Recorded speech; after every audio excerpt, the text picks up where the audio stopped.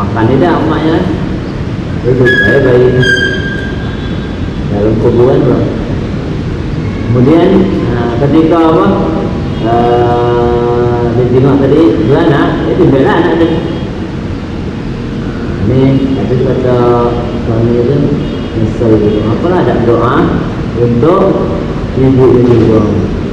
Apa titipkan anaknya sama Allah Subhanahu wa taala. Coba titipkan juga sama apa kesal ini juga. Nah, menolong dalam ibadah itu ada empat perkara, 4 hukum. Sebenarnya ada lagi hukum yang lain. 6. Menolong ada hukumnya nolong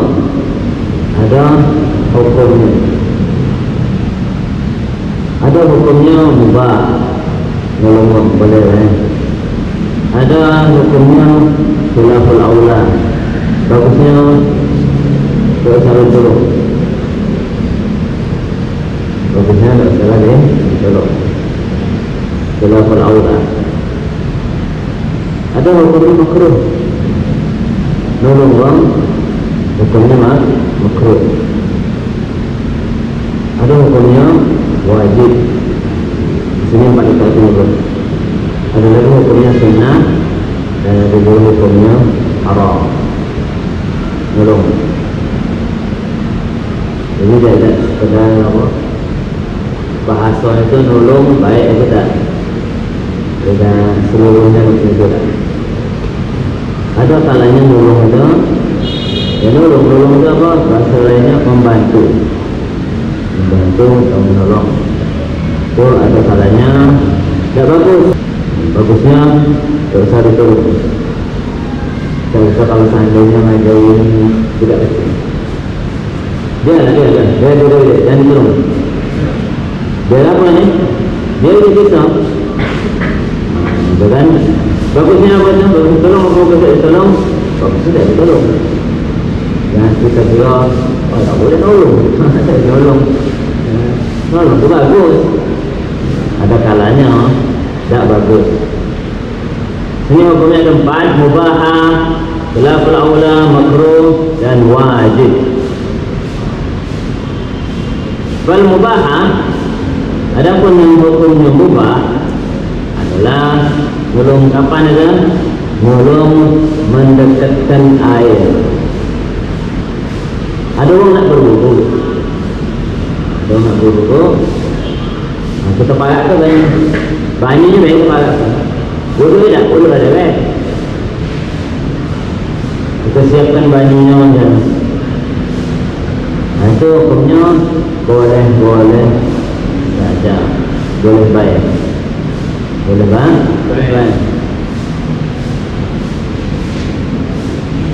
Dan yang lain-lain juga, aku baik. Nolong hukumnya mubah, nolong dan sunnah.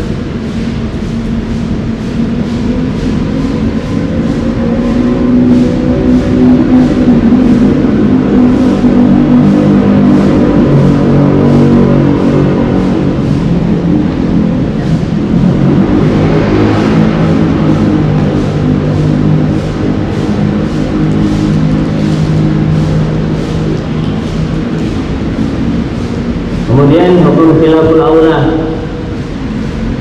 Khilaful aula artinya berbeda dengan yang khilaf itu berbeda. Al aula dengan yang lebih bagusnya, bertentangan dengan yang lebih bagusnya. Aslinya kan lebih bagus itu jadi bagus kan, dalam bahasa itu sunnah. Sunnah itu kan bagus kan.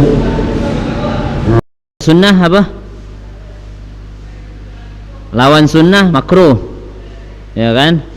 Sunnah itu bagusnya dilakukan kan, makruh itu bagusnya tinggalkan. Kalau tidak sunnah, tidak makruh, mubah, boleh-boleh baik. Kalau seandainya ini bagusnya ditinggalkan, tapi kalau dilakukan tidak makruh. apa itu? Bukan mubah, bukan makruh, bukan juga sunnah. Khilaful aula. Sebagusnya ditinggalkan. Macam saf perempuan.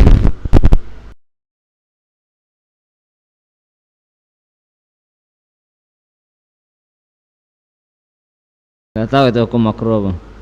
Tidak ada makruh tapi khilaful aula. Sebagusnya perempuan safnya di mana? Di belakang. Itu yang al aula